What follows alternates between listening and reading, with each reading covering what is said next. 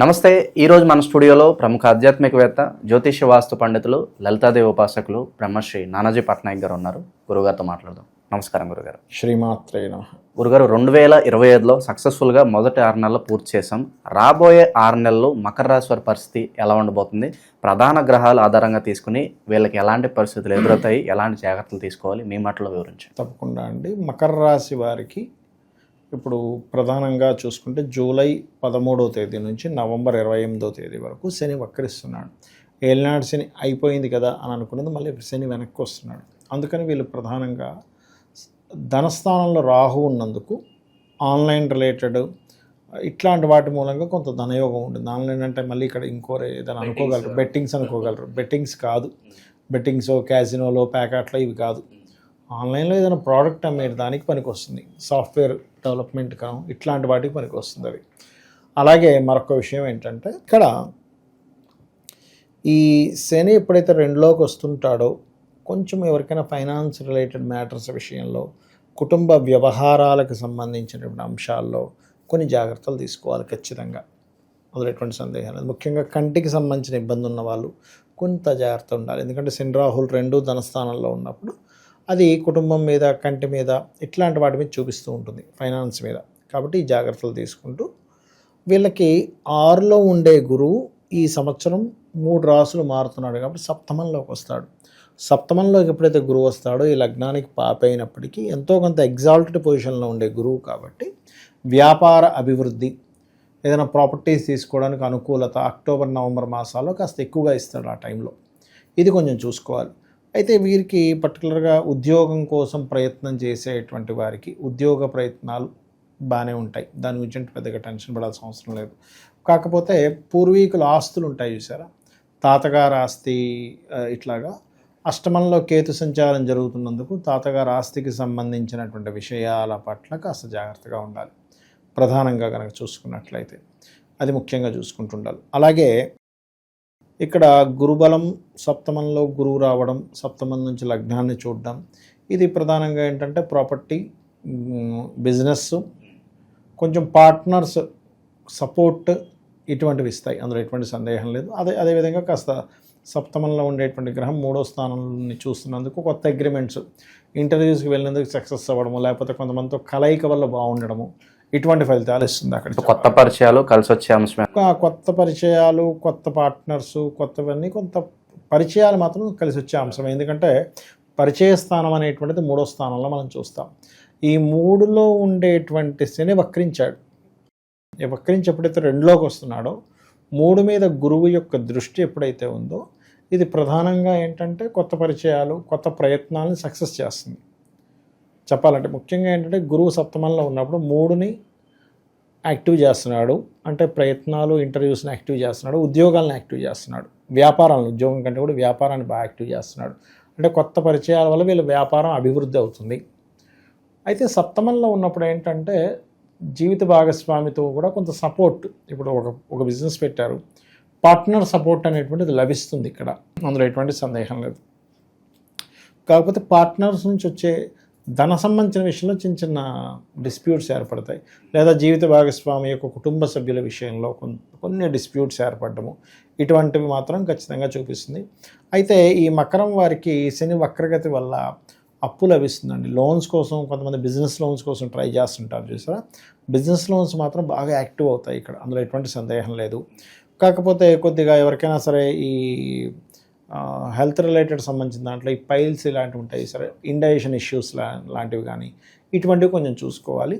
ముఖ్యంగా ఏదైనా కొండ ప్రాంతాలకి వెళ్ళేటప్పుడు, లేకపోతే వేడి వల్ల వచ్చే ప్రభావం, ఎందుకంటే కేతువు అష్టమంలో ఉన్నాడు కదా, హీట్ రిలేటెడ్ రాసుల్లో కేతు వచ్చి కూర్చున్నాడు కాబట్టి ఏంటి, కొంతమంది ఈ ఇందాక మనం అనుకున్నట్టుగా ఈ బెట్టింగ్స్, షేర్ మార్కెట్, ఈ ప్యాకెట్ ఇట్లాంటి జోలికి పోకపోవడం మంచిది. అంటే ఇప్పుడు కేతు ఉన్నాడు కదా, నార్మల్గా కూడా వెళ్ళకపోవడమే మంచిది అనేటువంటిది బలంగా చూపిస్తుంది. బట్ ఏంటంటే శని వెనక్కి వస్తున్నప్పటికీ, శ్రమనిస్తున్నప్పటికీ గురువు ఒక 2 నెలల పాటు అక్టోబర్ నవంబర్ మాసాల్లో వీళ్ళకి కొంత లాభసాటిగా చేసే ప్రయత్నంలో సక్సెస్ని ఇస్తాడు.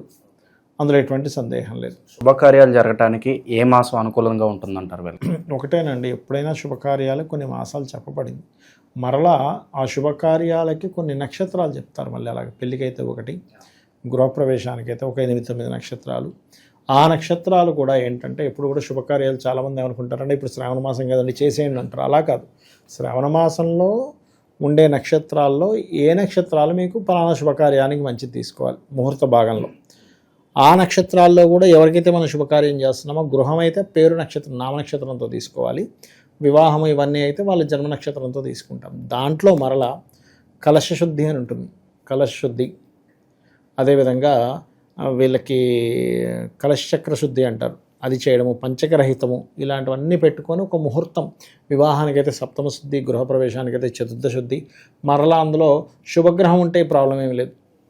కాబట్టి ఇవన్నీ చూసుకొని చేసినట్లయితే ఖచ్చితంగా బాగుంటుంది. కాకపోతే శుభగ్రహాలు లగ్నాన్ని చూస్తున్నందుకు ఏదైనా శుభకార్యాలు చేయడానికి కానీ శుభకార్యాలు జరగడానికి కానీ ఖచ్చితంగా వీరికి అనుకూలంగా ఉందనే మనం చెప్పుకోవచ్చు చెప్పాలంటే. ఇక ఉద్యోగస్తులు, నిరుద్యోగులు వీళ్ళ పరిస్థితి ఎలా ఉండబోతుంది? ఒకటేంటంటేనండి, శని వక్రగతి వల్ల ఉద్యోగ ప్రయత్నాలు అయితే కొంతవరకు అనుకూలిస్తాయి, ప్రతికూలించడం అయితే ఏం జరగదు చెప్పాలంటే. ఎందుకంటే రాహు ఎప్పుడైతే మనకి కుంభంలో ఉన్నాడో విదేశీ ధన యోగాలను ఇస్తున్నాడు.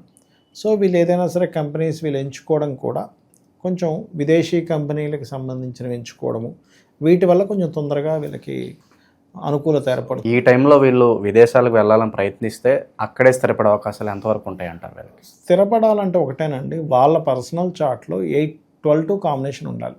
12 కాంబినేషన్ స్థిరరాశి సంబంధాలు ఉండాలి. స్థిరరాశి సంబంధం ఉన్నప్పుడు వాళ్ళు స్థిరపడగలుగుతారు ఎక్కడైనా సరే. ఇప్పుడు చెప్పాలంటే మకరం చరరాశి, కానీ ధనస్థానం స్థిరధనం ఉంది ధనంలో, అక్కడికి శని వస్తున్నాడు. కాబట్టి ఏంటి, వీళ్ళకి ఏదైనా విదేశీ సంబంధించిన విషయాలు కొంతవరకు అనుకూలిస్తుందని చూపిస్తుంది. కానీ వీళ్ళ పర్సనల్ చార్ట్లో ఎలా ఉందని చూడాలి. పర్సనల్ చార్ట్ చూడకుండా కేవలం మనం గోచారం పెట్టేసుకుని వీళ్ళకి వచ్చేస్తుందంటే అది రాదండి. అది పర్సనల్ చార్ట్లో ఉండే యోగాన్ని ఎవ్వరూ దాన్ని ఆపలేరు. ఒక వ్యక్తికి ఒక యోగం ఉంది అంటే అది బ్యాడ్ ఆర్ గుడ్ వెంటనే అంత ఈజీగా దాన్ని తీసేయలేం. అది ఎంతో ప్రయత్నం చేస్తే తప్పితే అది ఆగడం అనేది జరగదు. దైవారాధన కావచ్చు, పరిహారాలు కావచ్చు, ఏ విధంగా ఉంటే వీళ్ళకి బాగుంటుంది? వీళ్ళకి మకరం వారికి ఎప్పుడు కూడా గుర్తుపెట్టుకోండి, అమ్మవారి ఆరాధన ఈజ్ బెస్ట్. ఎందుకంటే కెరియర్ పాయింట్ ఆఫ్ వ్యూలో తీసుకుంటే కనుక లలితా సహస్రనామాలు చేయడము, అమ్మవారి ఆరాధన చేయడం మంచి ఫలితాలు ఇస్తుంది. కాకపోతే ధనస్థానంలో ఎప్పుడైతే శని రాహువులు కలిశారో ఇక్కడ ఓం నవవిద్రుమ బింబశ్రీ న్యక్కారి రతనచ్చదాయి నమః బ్రహ్మాండంగా పనిచేస్తుంది. ఇది ప్రధానంగా తీసుకోవాలి. అలాగే కొంచెం కుటుంబ సభ్యుల మూలంగానే కొన్నిసార్లు ఈ ఫైనాన్షియల్ మ్యాటర్స్ కావచ్చు, ఇటువంటి విషయాల్లో కొంత ఇబ్బంది అనేటువంటిది వస్తూ ఉంటుంది. నరఘోష, నరదృష్టి కావచ్చు, శత్రు సంహారం, వీటికైనా పరిహారం ఉంటుంది? నరఘోష, నరదృష్టి గనక చూసుకున్నట్లయితే ప్రధానంగా నరఘోష ఉందనుకోండి, ఉదాహరణకి ఎవరికైనా ఎందుకు ఉంటుంది అనేది మనం ముందుగా తీసుకోవాలండి. వీళ్ళ జన్మజాతకంలో ఉండేటువంటి లగ్నం కానివ్వండి, సన్ కానివ్వండి వీక్గా ఉంటే నరఘోష ఉంటుందండి. నరదృష్టి, నరఘోష వీటన్నిటికీ ఒకటే ప్రధానమైనటువంటిది ఏమిటది అంటే, ఒకటి పాయింట్ నెంబర్ 1, వీళ్ళు సూర్య ఉపాసన చేయాలి ఎక్కువగా. ఎంత సూర్య ఉపాసన చేస్తే అంత నరఘోష, నరదృష్టి అనేది తగ్గుతుంది. వీళ్ళకి లగ్నం వీక్గా ఉన్నా, లేకపోతే నడుస్తున్న మహాదశలు, శని రాహుకి సంబంధించిన మహాదశలు వస్తున్నాయి, ఇలా జరుగుతుంది. అలాంటప్పుడు ఇంటికి గుమ్మడికాయ కట్టుకోవడము, వీళ్ళు ఎక్కువ సూర్య ఉపాసన చేయడము, లేకపోతే హనుమాన్ ఉపాసన చేయడము, లక్ష్మీ నరసింహస్వామి ఉపాసన కూడా నరఘోష నుంచి బయటపడేస్తుంది. అంటే ఆ ఎనర్జీని దాటి వీళ్ళ దగ్గరికి ఇంకో ఎనర్జీ రాలేదు, నెగిటివ్ ఎనర్జీ రాలేదన్నమాట. సో ఓవరాల్గా రాబోయే 6 నెలల్లో కూడా మకర రాశి వారి పరిస్థితి ఏ విధంగా ఉండబోతుందో అద్భుతంగా వివరించారు. ధన్యవాదాలు గురు. శ్రీమాత్రే నమః.